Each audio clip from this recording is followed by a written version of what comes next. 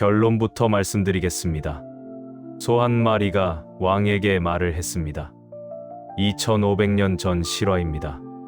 이 소는 뿔이 부러진 채 피를 흘리면서도 자신을 때린 사람을 용서했죠. 오늘 이 영상 하나로 당신은 업보와 윤회, 그리고 진정한 자비가 무엇인지 완벽히 이해하게 될 겁니다. 건타국 왕경은 부처님께서 직접 설하신 경전입니다. 이 경전은 짧지만 그 안에 담긴 메시지는 엄청나게 깊습니다.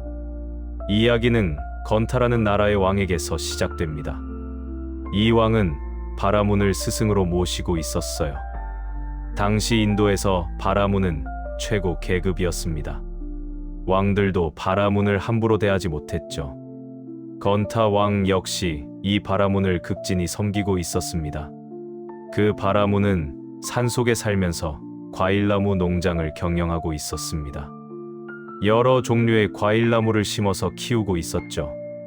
어느 날 한 나무꾼이 산에서 나무를 하다가 실수로 바라문의 과일나무를 망가뜨렸습니다. 나무 몇 그루가 부러지고 손상됐어요. 이것을 본 바라문은 경노했습니다. 곧장 왕궁으로 달려가 왕에게 말했죠. 이 무례한 놈이 감히 나의 과일나무를 망쳤습니다. 왕께서는 마땅히 이자를 죽음으로 다스려야 합니다. 나무 몇 그루 때문에 사람을 죽이라는 겁니다. 상상이 되십니까? 과일나무보다 인간의 생명을 가볍게 여긴 거예요. 왕은 난처했습니다. 하지만 바라문을 공경히 섬기고 있었기 때문에 감히 거절할 수 없었어요. 결국 왕은 바라문의 요청을 들어줬습니다. 그 나무꾼을 죽음으로 다스렸죠. 단지 나무 몇 그루를 망가뜨렸다는 이유로 목숨을 잃은 겁니다. 왕은 이 일을 처리하고 나서도 마음이 편치 않았을 겁니다. 하지만 스승의 명령이라 어쩔 수 없었다고 생각했겠죠. 그런데 이 일이 있고 나서 얼마 지나지 않아 놀라운 일이 벌어집니다. 한 마리 소가 배가 고파서 남의 논에 있는 벼를 먹었습니다. 벼 주인이 이것을 보고 화가 나서 소를 때렸어요. 그런데 그만 소의 뿔 하나가 부러지고 말았습니다. 피가 얼굴로 흘러내렸고 소는 극심한 고통을 느꼈죠. 여기서부터가 놀라운 부분입니다. 그 소가 왕궁으로 달려갔어요. 왕 앞에 나타난 소는 사람의 말로 왕에게 이야기했습니다. 저는 무례하게도 남의 벼를 먹다가 지금 주인에게 뿔을 꺾였습니다. 소가 사람 말을 한 겁니다. 경전은 이것을 매우 간결하게 기록하고 있지만 당시 상황을 상상해 보세요. 왕궁에 피 흘리는 소가 나타나서 사람 말로 자신의 억울함을 호소하는 장면입니다. 얼마나 놀라운 일입니까? 그런데 더 놀라운 건 왕이 소의 말을 이해했다는 겁니다. 경전은 왕은 짐승의 말을 알고 있으므로라고 기록합니다. 이것은 왕에게 특별한 신통력이 있었다는 뜻입니다. 전생의 공덕으로 축생의 언어를 알아들을 수 있었던 거죠. 벼 주인도 소를 쫓아 왕궁에 왔습니다. 자기 벼를 먹은 소를 처벌해달라고 하려는 거였어요. 왕은 소에게 말했습니다. 내가 너를 위해 그 사람을 죽음으로 다스리겠다. 이전에 바라문의 요청대로 나무꾼을 죽였던 것처럼 이번에도 벼 주인을 죽여주겠다는 겁니다. 그런데 소의 대답이 왕을 놀라게 했습니다. 이제 그 사람을 죽인다고 해서 저를 아프지 않게는 못합니다. 다만 다짐하여 뒤에는 남의 것을 함부로 가져가지 않겠습니다. 이 말을 들은 순간 왕은 충격을 받았습니다. 소가 복수를 원하지 않는다는 겁니다. 자기를 때려서 뿔을 부러뜨린 사람을 죽여달라고 하지 않는 거예요. 오히려 자신의 잘못을 인정하고 앞으로 남의 것을 함부로 건드리지 않겠다고 다짐합니다. 이게 핵심인데요. 한 마리 짐승이 사람보다 더 큰 자비심과 지혜를 보여준 겁니다. 왕은 깊이 생각에 잠겼습니다. 비교가 되지 않겠습니까? 바라문은 과일나무 몇 그루 때문에 사람을 죽이라고 했습니다. 그런데 소는 자기 뿔이 부러졌는데도 복수하지 말라고 합니다. 누가 더 자비롭습니까? 누가 더 지혜롭습니까? 최고 계급이라는 바라문보다 한 마리 소가 더 고귀한 마음을 가진 겁니다. 왕은 크게 깨달았습니다. 내가 섬기는 스승이 이 소만도 못하구나. 왕은 즉시 바라문을 불러서 물었습니다. 이 돌을 섬기면 어떤 복이 있습니까? 바라문은 자신 있게 대답했어요. 재앙이 사라지고 복을 이루어 부귀하고 장수합니다. 세속적인 복을 약속한 거죠. 돈 많이 벌고 권력 얻고 오래 살 수 있다는 겁니다. 왕은 다시 물었습니다. 나고 죽음을 면할 수 있습니까? 이게 핵심 질문입니다. 진정한 해탈, 윤회로부터의 벗어남이 가능하냐는 거죠. 바라문은 솔직하게 대답했습니다. 나고 죽음은 면할 수 없습니다. 결국 바라문의 가르침으로는 생사윤회를 벗어날 수 없다는 걸 인정한 겁니다. 왕은 혼자 생각했습니다. 나는 진정으로 생사를 초월하는 도를 찾아야겠다. 그리고 부처님에 대한 소문을 들었을 겁니다. 사위국의 기수급 고독원에 위대한 성자가 계신다는 이야기를요. 왕은 즉시 신하들에게 명령하여 수레를 준비시켰습니다. 그리고 부처님이 계신 곳으로 향했어요. 부처님 앞에 도착한 왕은 온몸을 땅에 대고 절을 올렸습니다. 오체투지의 오티더오띠일이라고 하죠. 왕이 아뢰었습니다. 듣자오니 부처님의 도는 지극히 높아서 천하에는 교화를 입어 제도된 이들이 한량없다고 합니다. 원하옵건대 법을 받고 스스로 개종하겠습니다. 부처님께서는 왕에게 5개와 10선을 주셨습니다. 5개는 무엇일까요? 살생하지 말고, 도둑질하지 말고, 사음하지 말고, 거짓말하지 말고, 술 마시지 말라는 5가지 계율입니다. 10선은 몸으로 짓는 3가지 선업, 입으로 짓는 4가지 선업, 마음으로 짓는 3가지 선업을 말합니다. 그리고 부처님은 천상과 지상의 모든 존재는 태어나면 반드시 죽는다고 설명하셨습니다. 무상우장의 진리죠. 왕은 다시 물었습니다. 이제 법과 계율을 받들어 높이면 어떤 복을 얻겠습니까? 부처님의 답변이 중요합니다. 보시와 지게는 현세에서 복을 얻고 인욕과 정진과 선정과 지혜는 그 덕이 한량없어서 나중에 천상에 올라가 전륜성왕이 되며 또한 함이 없이 세상을 건지는 도를 얻습니다. 육바라미를 설명하신 거예요. 보시, 지계, 인욕, 정진, 선정, 지혜의 6가지 수행법입니다. 처음 2가지는 현세의 복을 주고 나머지 4가지는 궁극적 해탈로 이끕니다. 부처님께서는 왕을 위해 30 이상의 장엄한 모습과 이 실력과 광명을 낮추셨습니다. 왕은 큰 기쁨을 느꼈습니다. 마음이 활짝 열렸죠. 그 자리에서 수다원의 도를 얻었습니다. 수다원은 성인의 첫 단계입니다. 예류과 유려고라고도 하죠. 성인의 흐름에 들어간 거예요. 이것은 엄청난 성취입니다. 부처님 법문 한 번 듣고 바로 성인이 된 겁니다.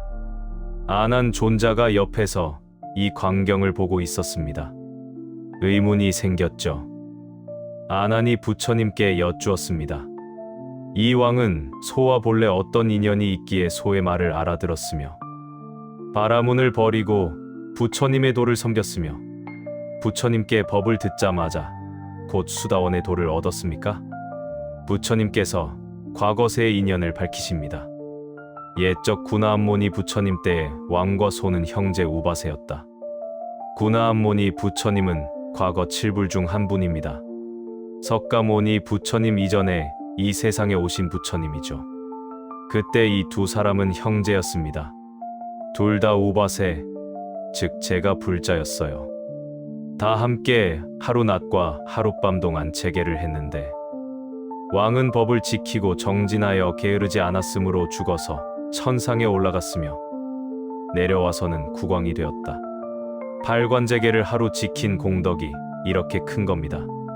천상에 태어났다가 다시 인간 세상에 국왕으로 태어난 거죠. 소는 그때 죄를 범하여 밤에 밥을 먹었으므로 나중에 그 죄를 받았으며 죄가 끝나서는 다시 소가 되었다. 형제 중 한 명은 제계를 완벽히 지켰지만 다른 한 명은 밤에 밥을 먹어서 제계를 범했습니다. 팔관제계에는 과오불식,고 우부스이 포함됩니다. 정오 이후에는 먹지 않는 거죠. 이 계율 하나를 어긴 죄로 지옥에 떨어졌다가 다시 축생으로 태어난 겁니다. 백세상 동안 늘 전생에 아르마리가 있었으므로 와서 왕의 뜻을 일깨웠다. 소로 100번이나 태어나면서도 전생의 기억을 잃지 않았다는 겁니다. 그래서 왕에게 말을 할 수 있었던 거죠. 부처님께서 덧붙이셨습니다. 그 소는 7일 뒤에 죽어서 천상에 난다. 축생의 업보가 다 끝나서 이제 천상에 태어난다는 겁니다. 이 이야기에서 우리가 배워야 할 교훈이 무엇일까요? 첫째, 계율의 중요성입니다. 제계 하나를 제대로 지키면 천상과 인간의 왕이 되고 한 가지라도 어기면 100번이나 축생으로 태어납니다. 우리는 계율을 가볍게 여기면 안 됩니다. 이 정도는 괜찮겠지 하는 마음이 엄청난 업보를 만듭니다. 둘째, 자비심의 진정한 의미입니다. 소는 뿔이 부러지는 고통을 당했지만 복수하지 않았습니다. 진정한 자비는 자신이 피해를 입었을 때 나타납니다. 아프지 않을 때 자비로운 건 쉽죠. 셋째, 전생의 인연과 업보입니다. 오늘 우리가 만나는 모든 사람, 모든 상황은 다 전생의 인연입니다. 좋은 인연을 맺으면 좋은 결과가 오고 나쁜 인연을 맺으면 나쁜 결과가 옵니다. 넷째, 참된 스승을 찾는 지혜입니다. 왕은 바라문이 진정한 스승이 아님을 깨달았습니다. 경식과 권위가 아니라 가르침의 본질을 봐야 합니다. 생사를 해결할 수 있는 가르침인지 물어야 하죠. 다섯째, 신속한 깨달음의 가능성입니다. 왕은 법문 한 번의 수다원이 되었습니다. 전생에 성근이 있으면 이번 생에서 빠르게 성취할 수 있습니다. 그래서 지금 수행이 중요한 거예요. 여섯째, 동물도 부처님 법을 이해한다는 점입니다. 소가 사람 말을 하고 자비를 실천했습니다. 모든 중생에게 불성이 있다는 증거입니다. 축생도 전생의 성근으로 놀라운 지혜를 보일 수 있어요. 일곱째, 과보는 반드시 온다는 점입니다. 선업은 선과를 낳고 악업은 악과를 낳습니다.